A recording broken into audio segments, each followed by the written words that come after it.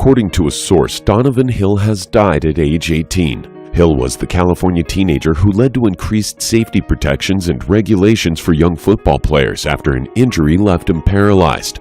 In 2011, Hill's story became national news when the 13-year-old fractured his spine during a Pop Warner Championship game in Laguna Hills, California. In a 2014 lawsuit against the Youth League, Hill and his mother, Crystal Dixon, claimed that the teen used a dangerous head-first tackling technique taught by his coaches, which subsequently led to his paralysis. I remember I was on the bed and they was asking, they were seeing what I could feel or not. I was like, can you feel this? Can you feel that? And I kept saying no. Doctors confirmed what everyone feared. Donovan's neck was broken. He was paralyzed from the neck down. A closer look at the play reveals what happened. Donnovan led with his head when making the tackle. Worse yet, his head was down. Was this something Donnovan did a lot, putting his head down?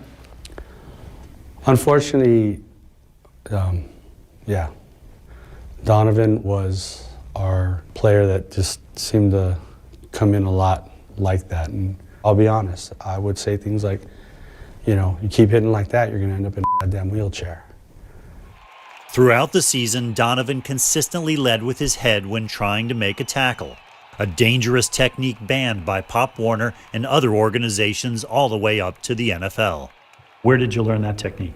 Coach it. Your coaches? Yeah, Yeah, which coach? I don't know if there's only one. Mostly my head coach, Sal. The head coach, Sal Hernandez. Yes. And what did you think of that technique? Did you have any concerns about it? Yes. I didn't like it. You didn't like it. Did you express those concerns? Yeah. I told him that this is not the right way you hit. The right way to hit, according to Pop Warner's online training course, is to keep the head up to the outside of an opponent's body before making contact.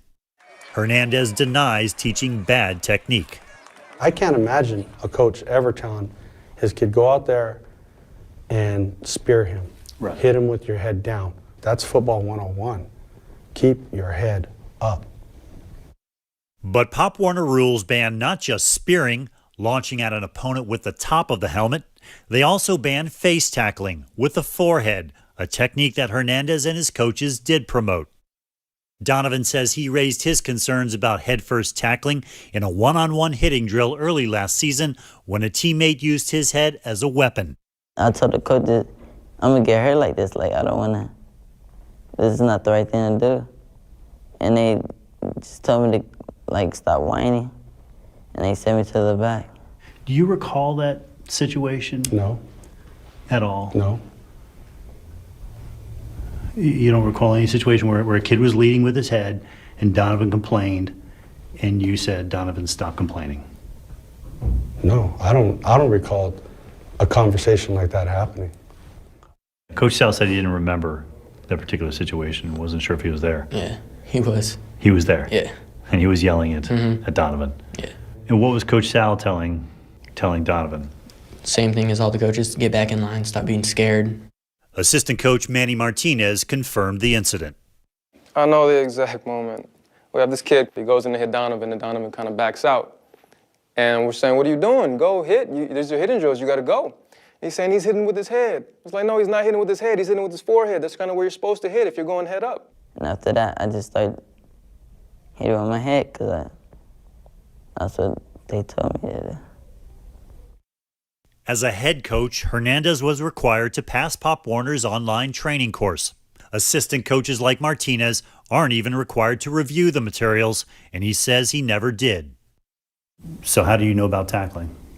Been playing since I was 10 years old. But how do you know what is truly the right way versus what you've learned in the past if you haven't taken the test and learned the curriculum? I couldn't say. I mean, I only know what I've been taught. I've been taught, and like I said, I think it's the right way. It's the right way to do it because I've never been injured and I played my whole life. Ready? Wait. Let's go. Now, this is Donovan's life. A medical bed in the apartment he shares with his aunt and his mother, and a wheelchair where everyday life has become a struggle. Pushing and pulling, pushing and pulling. Already, Donovan's rehab and medical bills have topped $2 million. We need to elongate your arms, remember? We don't want your arms stuck in that position, okay? Find that center of mass for me. Hurts? His mother's insurance, through the grocery store where she works, covers 80%, leaving her hundreds of thousands in debt with no end in sight. I have no idea how I'm going to pay that. I have no idea what's going to happen to my baby when he's 18 and of age. Who's going to help him? Where is it going to come from? It breaks my heart. It hurts. It makes me angry. So who bears responsibility for what happened to you? The people that taught me how to hit this way. Your coaches. What emotions do you have for your coaches? I still love all my coaches. Still love them? Yeah, all my coaches, yes. He said, I still love my coaches.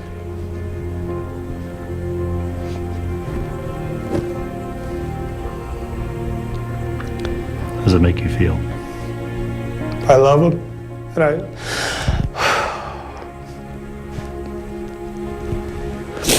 and I miss him. What would you like others to learn from your situation? Do what you think is the best and never be pressured into doing something you know that isn't right.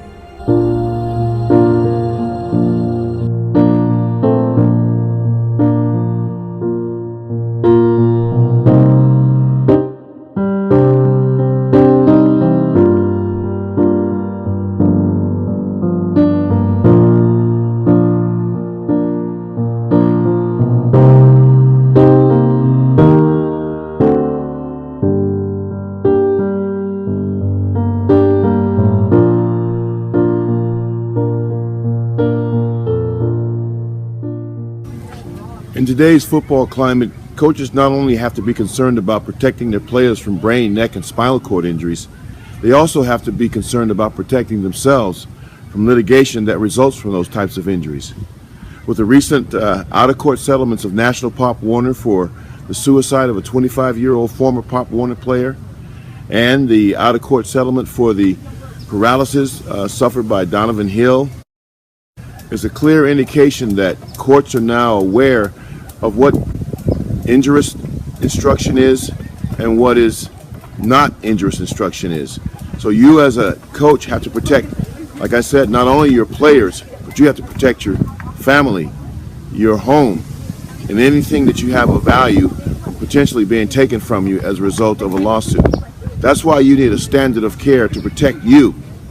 That's what my helmet-free tackle safety and performance training course will give you, a personal standard of care for identifying, eliminating, and replacing the physical mechanisms, tackling terminology, tackling drills, and tackling techniques that lead directly to crown-first impact or exposing their helmet to contact while they're in the act of making a tackle.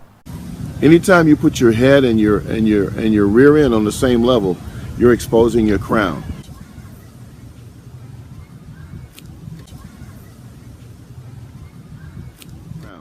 So this is what you have to be aware of as a coach to protect yourself and your players.